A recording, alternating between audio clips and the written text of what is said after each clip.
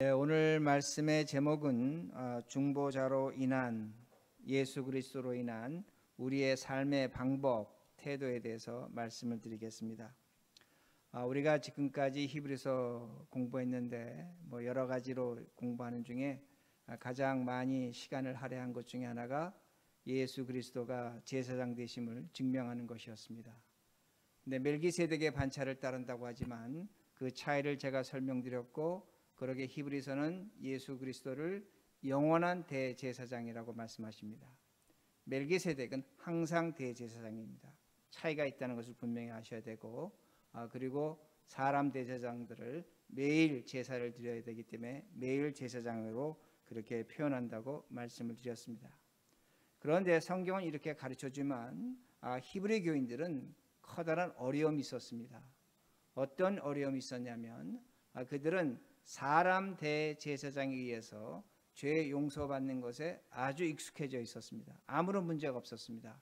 왜냐하면 그들은 2000년 동안 사람 제사장에 의해서 죄 용서받는 그런 율법과 율례를 지켜왔기 때문입니다. 그러게 성경을 보면 출애굽기 32장 같은 말씀을 보면 모세가 뭐라고 얘기하냐면, 하나님께서 내 죄를 용서하지 아니하시면 내 이름을 생명책에서 지워달라고 그렇게 말합니다. 그러니까 이스라엘 백성의 죄를 갖고 하나님 앞에 나가서 중재하는 겁니다. 그럴 때 하나님께서 이스라엘 백성의 죄를 용서하십니다. 이런 사람에 의해서 용서받는 것이 사무엘 선지자나 예레미야나 엘리야나 그리고 성경에 나오는 수많은 사람 제사장들에 의해서 이루어졌습니다. 아무런 문제가 없었다는 겁니다. 하나님과 사람 사이에 중보자가 있었습니다. 사람 중보자가 있었습니다. 그 중보자에 의해서 죄를 분명히 용서받았습니다. 그런데 이 유대인들이 어려움에 봉착합니다.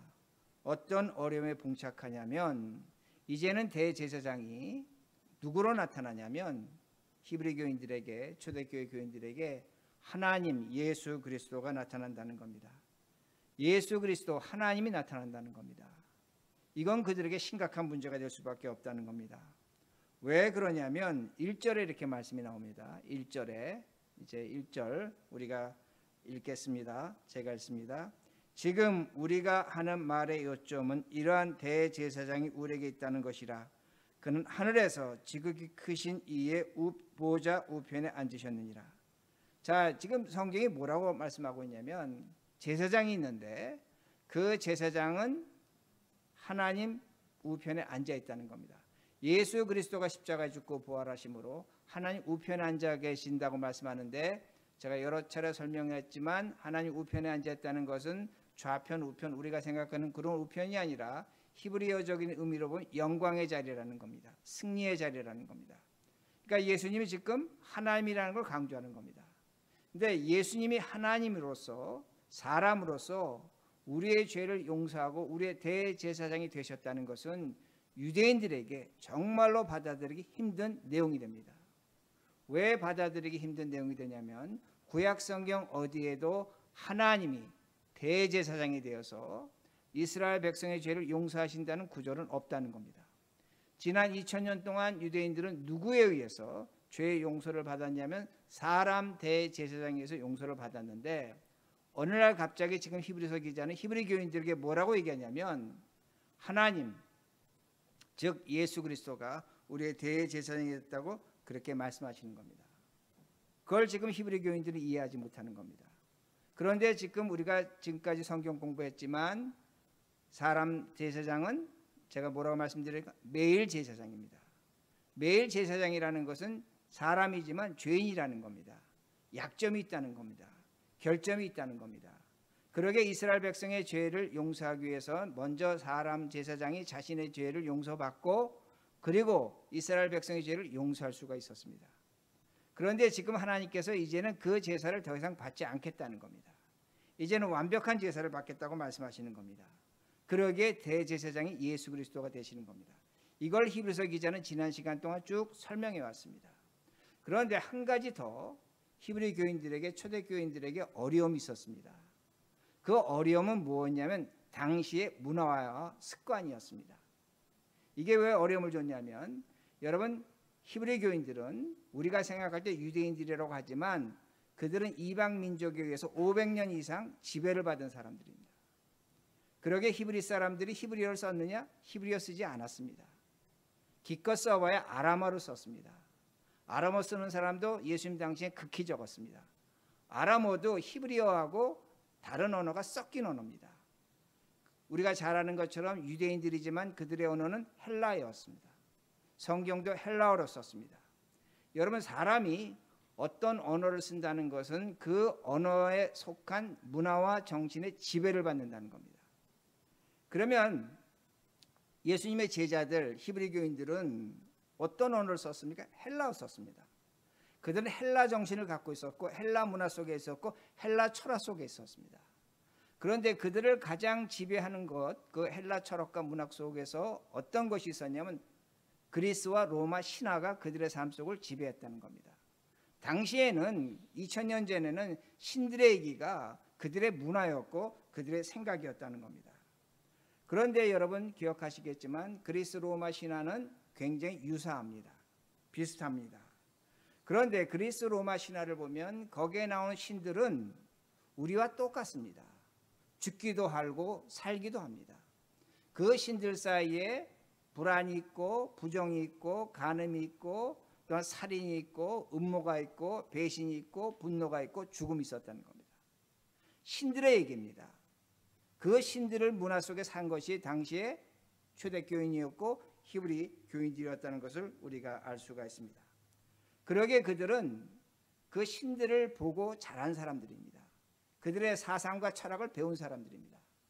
그런데 제가 좀 전에 말씀드린 것처럼 그리스 로마 신화에 나오는 그 신들은 사람을 위해서 죽은 신이 없습니다. 죄를 위해서 죽은 신이 없었다는 겁니다. 그런데 그들은 히브리 교인들은 그런 문화 속에서 그런 이해 속에서 예수 그리스도를 이해할 수밖에 없습니다. 그런데 제가 좀 전에 말씀드린 것처럼 그리스 로마 신화는 뭡니까? 반신 반인입니다. 신이지만 인간과 똑같다는 것을 우리가 알 수 있다는 겁니다. 그러기에 초대교회에서 가장 어려운 것, 특히 히브리서를 읽는 교인들에게 가장 어려운 것은 뭐냐면 예수님은 사람이라는 겁니다. 당시의 그리스 철학에서 사람은 죄가 있다는 겁니다. 그러니까 어떻게 이해했냐면 예수를 믿지만 저 예수가 하나님이라고 하지만 그 인성에는 죄가 있었다는 것이 초대교회에서 오랜 동안의 하나의 아규먼트였습니다. 논쟁거리였다는 겁니다. 이것이 언제 해결되냐면 AD 381년에 니케아 신조를 고백할 때까지 교회는 300년 이상 예수가 사람인데 사람은 죄를 갖고 있는데 어떻게 우리의 죄를 용서할 수 있는가? 거기에 대한 혼란이 있었다는 겁니다. 그러기에 히브리 교인들은 예수 그리스도가 사람이며 하나님이며 우리의 죄를 용서한다고 하지만은 두 가지 어려움에 부닥치는 겁니다. 하나님 뭐냐면 어떻게 하나님이 율법에도 없는 하나님이 제사장에 대해서 우리를 용서하는가? 그러면 예수는 사람인데 죄인인데 어떻게 우리의 죄를 단번에 용서할 수 있는가? 그렇게 질문할 수 있다는 겁니다. 그러기에 예수 그리스도의 그 십자가 용서를 이해할 수 없었다는 겁니다. 그런데 제가 지난주에인가 한 2주 전에 설명드렸는데 예수님의 12 제자들이 보낸 편지가 있다고 그랬습니다. 그것이 오늘날 우리의 성경이 됐다고 하는데 그 성경은 이피스입니다. 그 서신을 통해서 뭐라고 성경이 가르쳐 주냐면 예수 그리스도는 하나님의 한 분뿐인 중보자라는 겁니다.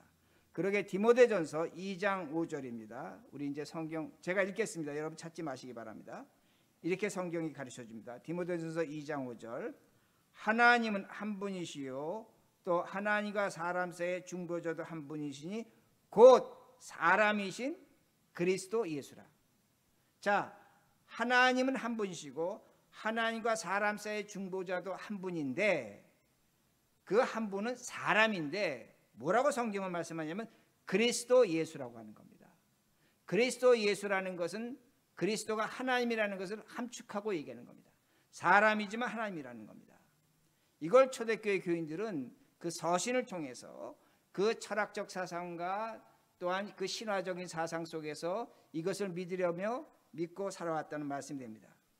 그리고 예수님은 중보자로서 하나님의 편도 되고 사람의 편도 되십니다.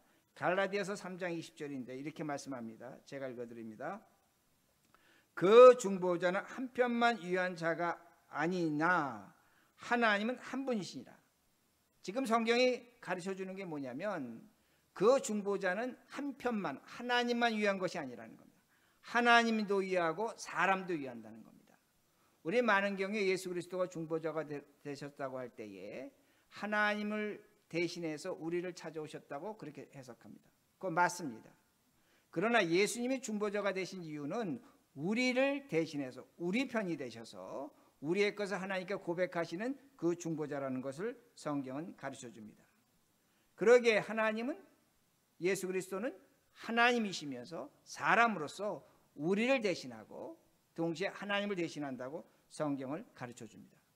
그런데 오늘 제가 여러분들에게 강조하고 싶은 것은 뭐냐면 예수님은 사람이라는 겁니다. 100% 사람이라는 겁니다. 자, 그러면 예수님 100% 사람이고 우리와 똑같은 사람이라는 것을 성경 어디에서 가르쳐 주고 있는가? 뭐 여러 군데서 찾겠지만 제가 공간복음, 마태, 마가, 누가복음 이 세 공간복음 중에서 예수님이 사람 되심을 철저하게 나타나는 것이 예수님이 광야에서 시험 받을 때입니다. 시험 받을 때입니다. 우리가 마태복음 보면 예수님이 성령에 이끌려서 광야에서 시험 받으신 것으로 마태복음 그렇게 기록합니다. 그런데 여러분이 누가복음을 보시면 약간 다르게 기록했습니다. 누가복음은 어떻게 기록했냐면 예수님이 요단강에서 세례를 받으시고 성령이 충만하셔서 그 성령 충만하신 예수님께서 성령에 이끌려 광야로 가셨다고 기록합니다. 시험 얘기는 그 다음 구절입니다. 그러니까 누가복음은 어떤 내용을 강조하냐면 예수님이 성령 충만하시어서 성령에 이끌려 광야로 가셨다는 겁니다. 자, 그러면 왜 예수님이 누가복음에서는 성령 충만해서 광야로 가셨는가? 뭐 여러 가지 해석이 있겠지만 어떻게 해석할 수 있냐면 성령이 충만하다는 것은 하나님과 사람의 관계가 가까워졌다는 겁니다. 하나님과 사람의 관계가 가까워졌을 때 그 관계성을 깊이 유지하려면 그 하나님과 사람의 관계를 방해하는 요소들이 있습니다. 그 요소들을 떠나고 싶어하는 것입니다. 그럼 그 요소들을 떠나고 싶어하는 것이 어디냐면 광야라는 겁니다. 즉 예수님이 성령 충만하셨을 때 누가복음에 따르면 세상을 회피하는 것이 아닙니다. 도피하는 것이 아닙니다. 하나님과 좀 더 깊은 관계를 갖기 위해서 세상이 주는 어떤 그 방해를 벗어나기 위해서 광야로 가셨고 그 광야에서 예수님은 사탄에게 시험을 받으셨다는 겁니다. 자, 지금 제가 여러분에게 뭘 말씀드리고 싶으냐면 오늘날 우리가 살아가는 이 시대에 광야가 어디 있는가입니다. 여러분과 하나님이 관계가 깊어진다면 그 관계성을 유지하기 위해서 우리가 어떻게 했습니까? 과거에 어렸을 때 산기도 갔습니다. 우리 대한민국에는 광야가 없었습니다. 왜 산기도 갔습니까? 내가 세상에서 받는 어떤 그 방해를 좀 더 제거하기 위해서는 산에 가는 겁니다. 예수님도 그렇게 가셨다는 겁니다. 성령 충만하셨다는 겁니다. 그러면 오늘날 2022년의 광야는 어디인가입니다. 2022년의 광야는 어디입니까? 교회라는 겁니다. 여러분 신앙생활하고 교회에 나오신 이유는 뭐냐면 세상과의 어떤 방해를 그나마 덜 받는 것입니다. 하나님과 우리의 관계를 좀 더 성숙하게 깊이 유지할 수 있는 것이 교회라는 겁니다. 그러게 교회에 나오는 겁니다. 이것이 오늘날 광야라는 겁니다. 그런데 이 광야가 오늘날 교회가 되고 하나님과 우리의 관계를 깊이 유지할 수 있는 것이라는 겁니다. 문제는 뭐냐? 이 광야에서 누가복음에 따르면 마태복음은 다릅니다. 누가복음에 따르면 이 광야에 오신 후에 성령 충만하신 후에 예수님이 사탄에게 시험을 받으신다는 겁니다. 사탄은 세상 사람 시험하지 않습니다. 여러분 세상 사람 중에 사탄의 시험 받았다고 하는 사람 한 사람도 없습니다. 그러게 우리가 세상 사람들에게 사탄이 우리를 시험한다 그러면 그들은 우리를 조롱하죠. 아니 21세기에 사탄이 무슨 사람을 시험하냐? 헛된 것이라고 얘기하죠. 그러나 우리는 거룩한 곳에 있는 겁니다. 2022년 광야에 있는 것입니다. 그러게 사탄이 시험하는 것입니다. 그러게 사탄은 언제 시험하느냐? 하나님과 사람이 가장 가깝게 있을 때 사탄은 시험합니다. 그건 사탄이 참지 못하는 겁니다. 그런데 예수님이 광야에서 시험 받을 때에 100% 사람으로 시험을 당하셨다는 겁니다. 이게 중요한 겁니다. 여러분, 예수님이 광야에서 3번 시험 당할 때 2번 이렇게 사탄이 시험합니다. 너가 하나님의 아들이거든 돌이 떡이 되게 하라. 너가 하나님의 아들이거든 뛰어내려라. 그러면 하나님이 받아주실 것이다. 천사가 받을 것이다. 이렇게 얘기합니다. 사탄은 뭐라고 얘기합니까? 하나님의 아들이라고 얘기합니다. 하나님의 아들이기 때문에 너는 이 시험을 기적과 능력으로 이겨낼 수 있다는 겁니다. 예수님은 기적과 능력을 절대로 사용하지 않으셨습니다. 예수님은 뭘 하셨냐면 말씀으로 시험을 받으셨다는 겁니다. 사람으로 시험을 받으셨다는 겁니다. 그러기에 사람이 세상을 이기고 사탄을 이기는 것은 기적과 능력이 아닙니다. 하나님의 말씀입니다. 분명히 성경을 가르쳐줍니다. 그런데 오늘날 많은 신도들은 내가 시험을 당하는데 이기는 것이 뭐냐? 예수님의 기적과 능력으로 사탄의 시험을 이길 수 있다고 착각하고 있다는 겁니다. 그건 엄밀한 의미에서 사탄의 시험에 빠지는 겁니다. 사탄이 그렇게 만드는 겁니다. 예수님이 그걸 철저하게 부인하셨다는 겁니다. 그리고 또한 예수님이 사람이라는 증거는 마가복음에 나타납니다. 여러분, 마가복음 예수님이 시험당하는 것이 1장 12절과 13절인데 제가 읽어드리겠습니다. 듣기만 하시기 바랍니다. 성령이 곧 예수를 광야로 몰아내신지라 광야에서 40일을 계시면서 사탄에게 시험을 받으시며 들짐승과 함께 계시니 천사들이 수종 들더라. 자, 마가복음은 성경 중에 가장 먼저 쓰인 성경으로 학자들이 그렇게 생각합니다. 근데 이 마가복음에는 3가지 시험이 없습니다. 우리가 잘 아는 것처럼 돌이 떡이 되는 시험도 없고 성전 높이에서 떨어지는 시험도 없고 그리고 사탄에게 절하는 시험도 없습니다. 그리고 뭐라고 기록하고 있냐면 짐승들과 천사들이 수종든다고 그렇게 말씀합니다. 여러분, 이거 생각해 보셔야 됩니다. 왜 마가복음은 시험의 내용을 기록하지 않고 짐승들과 천사들이 수종든다고 그렇게 얘기하는가? 뭐 여러 가지로 해석할 수가 있습니다. 그런데 이걸 신학적으로 해석한다면 어떻게 해석할 수 있냐면 예수님은 제가 지금까지 설명드린 것처럼 우리와 같은 사람으로 시험을 받으셨다는 겁니다. 자, 우리와 같은 사람으로 시험을 받으셨는데 그 시험을 이기신다면 우리도 마찬가지입니다. 우리가 시험을 이긴다면 우리는 천사와 같은 존재가 되는 겁니다. 천사가 우리를 시종드는 겁니다. 그런데 우리가 시험에 진다면, 사탄의 시험에 진다면 우리는 뭐가 되는 겁니까? 사람이지만 짐승이 된다는 겁니다. 이걸 성경이 우리에게 보여주고 있다는 겁니다. 예수님은 사람으로 시험을 이기셨다는 겁니다. 그러기에 우리도 예수님처럼 사람으로서 시험을 이겨서 짐승이 아닌 예수님과 같은 존재가 되어서 천사의 수종을 받는, 시종을 도움을 받는 그런 존재가 얼마든지 될 수 있다는 것을 성경이 가르쳐 줍니다. 그러기에 성경은 우리에게 중요하게 가르쳐 준 게 뭐냐면 예수님은 사람으로 시험 받으셨다는 겁니다.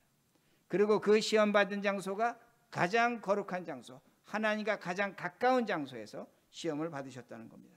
그러기에 제가 여러분들이 이렇게 말씀드릴 수 있습니다. 오늘날 예수님이 시험하시는 거 어디냐? 세상 아닙니다.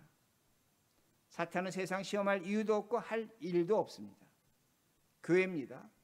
여러분의 가정입니다. 여러분의 부부관계입니다. 여러분의 가까운 인간관계라는 겁니다. 그걸 분명히 기억하시라는 겁니다. 그러기에 오늘 본문 2절로 올라갑니다. 히브리서 8장 2절. 이제부터 성경 보셔야 됩니다. 제가 읽습니다. 성소와 참 장막에서 섬기는 이시라. 이 장막은 주께서 세우신 것이요 사람이 세운 것이 아니니라. 자, 하나님이 세우신 장막이 있다는 겁니다. 성전이 있다는 겁니다. 자, 그러면 하나님이 세우신 참 성소와 장막이 어디에 있는가 합니다. 성경은 지금 무엇으로 가르쳐 주냐면 예수님이 십자가에서 죽으심으로, 몸으로 죽으심으로 말미암아 그 예수님이 성전이 되신 것입니다. 이걸 지금 가르쳐 주는 겁니다. 예수님이 십자가에 죽고 우리의 죄를 용서하심으로 말미암아 용서받은 그 예수 그리스도를 통한 우리가 용서받았는데 그 몸이 십자가에 죽을 때 예수님의 몸이 성전이 됐다는 겁니다. 그러기에 우리의 몸이 성전이라고 가르쳐 주는 겁니다. 언제? 우리가 나의 십자가를 지고 살 때 우리의 몸이 또한 성전이 된다는 겁니다. 그러니까 예수님이 십자가에 죽으셔서 성전이 되셨다는 겁니다. 그리고 3절 대제사장마다 예물과 제사 드림을 위하여 세운 자니 그러므로 그도 무엇인가 드릴 것이 있어야 할지니라. 사람 제사장은 뭘로 제물을 드렸습니까? 양과 소로 제물을 드렸습니다. 근데 예수님은 뭘 제물로 드렸냐면 사람이 드릴 수 없는 걸 드렸습니다. 자신을 드렸습니다. 죄 없는 자신을 드렸다는 겁니다. 제사장들은 사람 제사장은 자신을 드릴 수가 없습니다. 왜 드릴 수 없냐면 죄인이기 때문에. 제물은 죄가 없어야 됩니다. 근데 예수님은 자신을 제물로 드릴 수 있는 이유가 뭐냐면 죄가 없으신 분이기 때문에 제물로 드렸다는 겁니다. 그러기에 예수님이 얻으신 직분이 특별하다는 겁니다. 6절입니다. 6절. 이 말씀 잘 이해하셔야 됩니다. 6절과 7절을 잘 이해해야 됩니다. 그러나 이제 그는 더 아름다운 직분을 얻으셨으니 그는 더 좋은 약속으로 세우신 더 좋은 언약의 중보자라. 자, 성경이 말씀하는 게 뭐냐면 예수님은 자신을 십자가 제물로 드림으로 말미암아 더 아름다운 직분, 더 좋은 계약, 더 좋은 언약을 얻으셨다고 말씀합니다. 자, 그러면 이 말씀은 뭐냐면 구약은 아름다운 직분입니다. 구약은 아름다운 언약입니다. 구약은 아름다운 약속입니다. 그러나 예수님이 십자가에 죽고 부활하심으로 말미암아 예수님에 의해 세워진 신약은 더 아름다운 직분이고 더 좋은 언약이고 더 좋은 약속이라는 겁니다. 제가 이걸 왜 강조하냐면 7절 때문입니다. 7절 가장 잘못 성경을 해석하는 구절이고 또 주석이건 여러분이 이 책 잘못 보시면 이 구절과 13절 오늘 보면 13절이 아주 위험한 구절입니다. 그러기에 제가 이걸 강조하는 겁니다. 7절 우리 같이 읽습니다. 시작. 저 첫 언약이 무음하였더라면 둘째 것을 요구할 일이 없었으려니와. 제가 히브리서를 성경 공부하면서 성경을 우리가 문자적으로 해석할 때 굉장히 조심해야 된다고 말씀을 드렸습니다. 근데 이 7절을 우리가 문자적으로 해석하면 어떻게 되냐면 첫 번 언약 구약에 있는 율법과 계명은 흠이 있다는 겁니다. 폴트가 있다는 겁니다. 그 폴트가 있었겠는데 그 폴트가 누구 때문이냐? 율법 자체가 아닙니다. 그런데 지금 성경은 저 언약이 무음하였더라면 해서 어떻게 우리가 들을 수 있냐면 첫 번 언약이 구약에 있는 율법과 계명이 폴트가 잘못된 것으로 그렇게 이해할 수 있다는 겁니다. 그러기에 우리에게 새로운 언약, 새 언약, 두 번째 언약이 있는데 그것이 바로 첫 번째에 비교해서 완벽한 것, 예수 그리스도로 주어지는 언약 신약이 완벽하다고 그렇게 해석을 합니다. 여러분 성경을 그렇게 해석하시면 안 됩니다. 굉장히 위험한 겁니다. 제가 그래서 멜기세덱 반차도 아주 조심스럽게 해석을 했는데 이것도 그렇게 해석을 하면 안 된다는 겁니다. 지금 본문은 하나님의 계명 약속이 제사 방법이 폴트가 있다고 말하는데 이건 아니라는 겁니다. 위험한 해석이라는 겁니다. 제가 어떻게 해석을 할 수 있냐면 첫 번 언약 구약 말씀도 완벽한 겁니다. 그러게 완벽하기에 지금 성경이 뭐라고 말하냐? 아름다운 직분이고 아름다운 계약이고 아름다운 언약이라고 말씀하는 겁니다. 다만 완벽한데 그것을 지키는 사람이 폴트가 있기 때문에 죄가 있기 때문에 완벽하게 지키지 못한 것뿐입니다. 그러기에 신약 예수 그리스도의 계명이 우리에게 찾아온다는 겁니다. 구약이 흠이 있다는 것이 아니다. 만약에 구약이 흠이 있다고 하면 오늘 13절에도 똑같은 내용이 나오는데 우리가 구약 말씀을 하나님 말씀으로 받아들일 이유가 없죠. 구약 말씀도 완벽하다는 겁니다. 그러게 제가 다시 말씀드리지만 직분, 좋은 약속, 좋은 언약, 아름다운 직분은 뭐냐? 완벽한 구약의 말씀이라는 겁니다. 다만 신약이 구약에 비해서 좀 더 완벽해지는 이유는 뭐냐면, 우리에게 좋은 이유는 뭐냐면, 우리를 대신해서 예수 그리스도가 하나님의 말씀을 성취하셨기 때문입니다.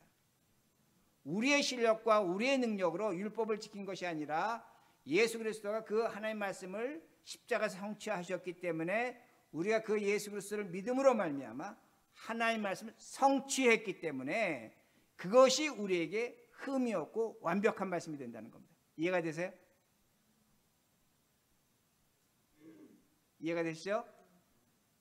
무슨 말씀인지 아시죠? 이걸 이해하셔야 됩니다. 다시 말씀드린다면 구약의 말씀도 완벽한 하나님의 말씀입니다. 사람의 죄로 지키지 못한 것뿐입니다. 그런데 예수 그리스도가 이 땅에 오셔서 십자가에 죽고 부활하심으로 하나님의 말씀을 완벽하게 성취하셨고, 그 예수 그리스도를 믿음으로 말미암아 우리가 하나님의 말씀을 완벽하게 지킨 자가 됐다는 겁니다. 그러기에 두 번째 계명이 흠이 없다고 성경은 가르쳐 주는 겁니다. 그러기에 첫 번째 계명도 완벽한 하나님의 말씀이라는 겁니다.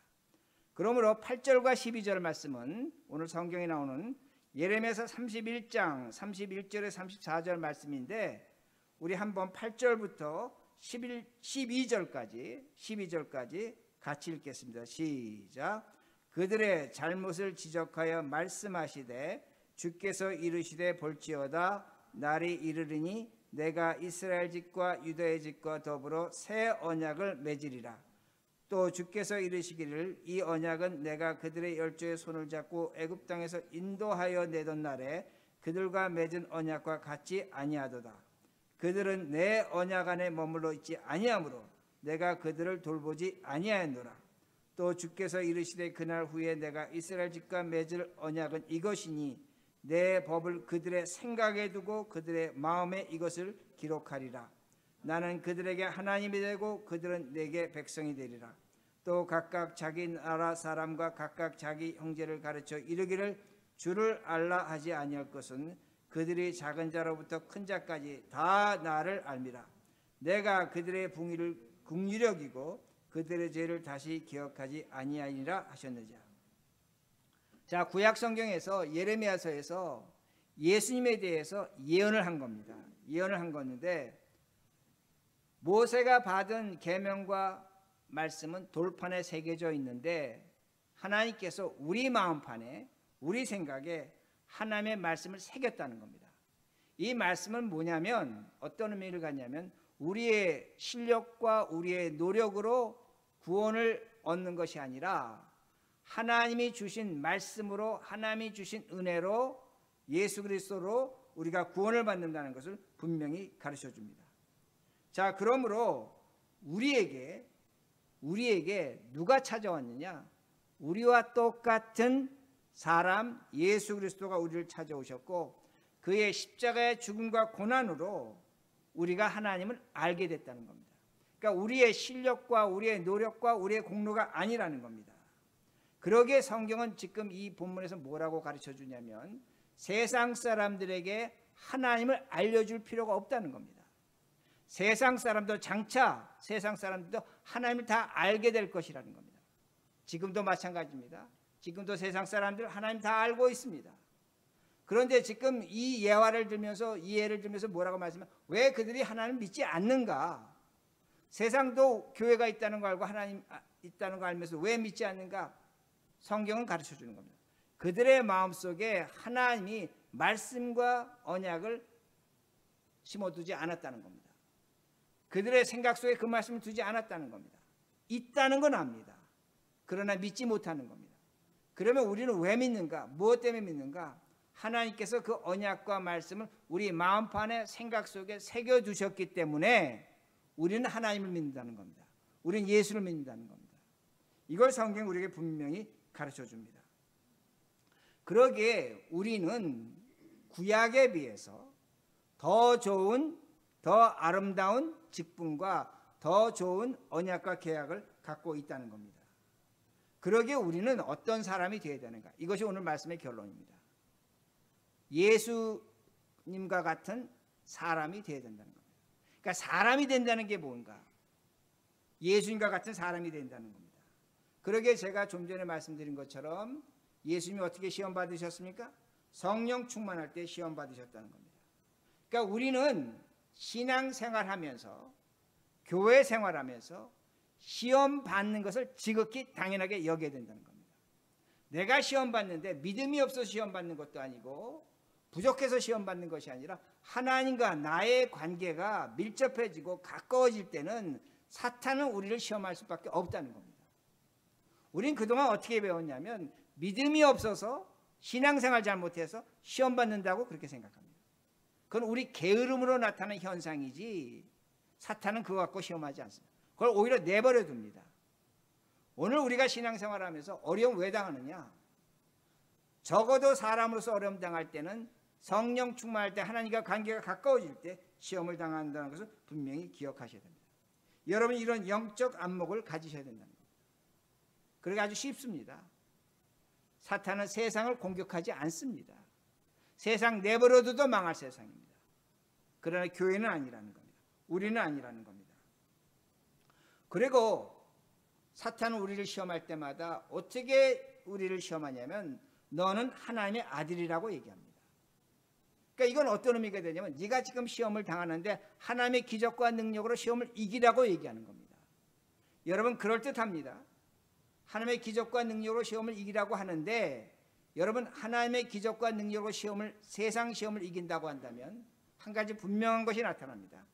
우리의 사회적 책임과 의무를 행하지 않습니다.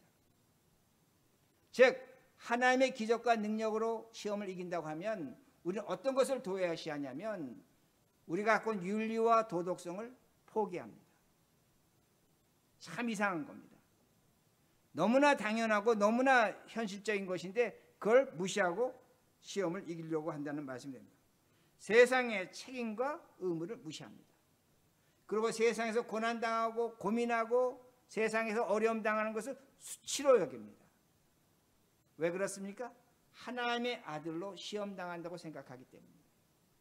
그러기에 오늘 우리가 시험 당할 때 어려움 당할 때 여러분 깊이 생각하셔야 됩니다. 뭘 생각하셔야 되냐면 예수님은 시험 당할 때 기적과 능력을 사용하지 않았다는 겁니다. 말씀을 사용하셨다는 겁니다.